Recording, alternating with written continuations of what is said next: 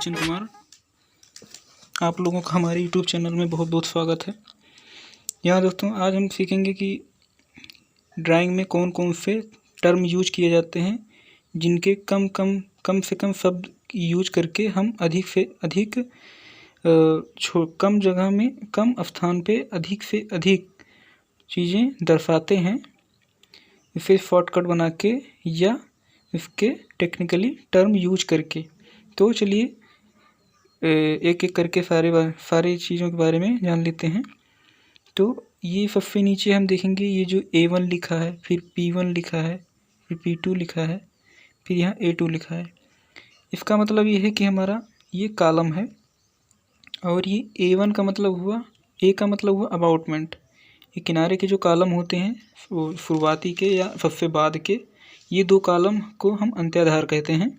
और जो बीच वाले कॉलम होते हैं जो धाराओं के बीच में होते हैं, यानी ये नदी के लिए बनाया गया है तो ये जो धारा के बीच में होते हैं तो इसे पियर बोलते हैं। यहाँ पियर के लिए P1 P2 यूज किया गया है।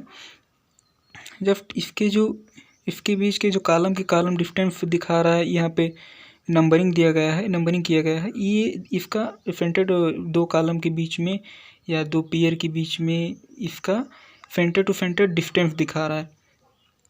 फिर जब इसके बाद देखेंगे हमारा जो लिखा है ये RL 76.8 मीटर, फिर बेस लेवल फाउंडेशन, ये हमारा दिखा रहा है कि हमारे जो ग्राउंड लेवल से इसकी जो बेस लेवल है यानी फाउंडेशन की जो सबसे निचली सतह है इसकी गहराई कितनी है। ये रिड्यूस लेवल दिया गया यानी सरफेस से अगर ये ऊपरी जो सरफेस का रिड्यूस लेवल है, अगर इसमें से इतना नीचे वाला हम घटा देंगे तो ये पता चल जाएगा कि हमारी फाउंडेशन की गहराई कितनी है। जब इसके बाद ये जो MFL लिखा है, MFL का मतलब है कि मीन सी लेवल, शॉर्टकट में लिखा है। इसका मतलब हुआ कि ये जो हमारा अगर हम समुद्र लेवल देखेंगे टॉप लेवल तो उसका यहाँ पे इसका टॉप लेवल यहाँ पे आएगा। जब इसके बाद हम देखेंगे ये जो LWL लिखा है, LWL का मतलब हुआ कि लो वाटर लेवल 93.5 mm, तो ये इसका हुआ रिड्यूस लेवल। तो ये दिखा रहा है कि जैसे अगर गर्मियों के दिनों में होता है क्या कि नदी में पानी कम हो जाता है, उसका बहाव कम हो जाता है तो नदी में पानी कम होने के कारण उसका फिर जो स्तर होता है, पानी का लेवल होता है सबसे नीचे गिर जाता है, तो उस समय पानी का लेवल क्या होगा। फिर जब इसके ऊपर यहाँ पे लिखा है HFL 101, ये लिखा है कि जब पानी नदी में सबसे अधिक हो जाएगा बरसात दिनों में या कभी भी, तो इसका सरफेस सबसे अधिकतम कितना जाएगा। तो ये हाई फ्लो लेवल 101.00 mm लिखा है, तो ये 101 पॉइंट जो लिखा है ये रिड्यूस लेवल है, इसका सर्वे का टर्म से यूज किया गया यहाँ पे। तो जब ये जो हमारा लिखा है RL ये इसका ग्राउंड लेवल का रिड्यूस लेवल दिखा रहा है जो सर्वे के वक्त लेवलिंग करते वक्त पॉइंट आउट किया गया है या फाइंड आउट किया गया है। इसके बाद हम देखेंगे इसका वेल फाउंडेशन के बारे में। तो वेल फाउंडेशन वहाँ यूज किया जाता है जहाँ पे पानी होता है, वाटर होता है। तो अगर वाटर रहेगा तो अगर वहाँ पे खुदाई करेंगे तो खुदाई करने में दिक्कत आएगी।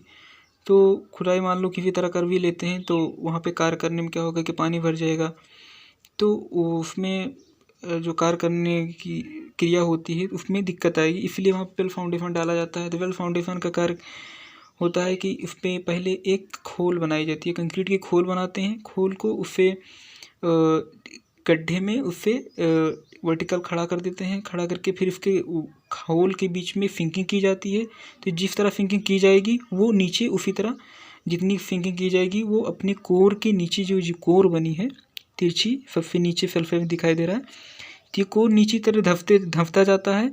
और वेल फाउंडेशन जब फिंकिंग करते करते हमारा जो नीचे बेस लेवल पहुंच जाता है तो वहाँ पे फिंकिंग रोक दी जाती है। उसके बाद इसमें फैंड फिलिंग कर दिया जाता है या अकॉर्डिंग टू ड्राइंग या डिजाइन के अनुसार जो भी प्रोसीजर दिया जाता है, इसमें ग्रेड की कंक्रीट डाली जाती है, फिर फाउंडेशन फिलिंग की जाती है।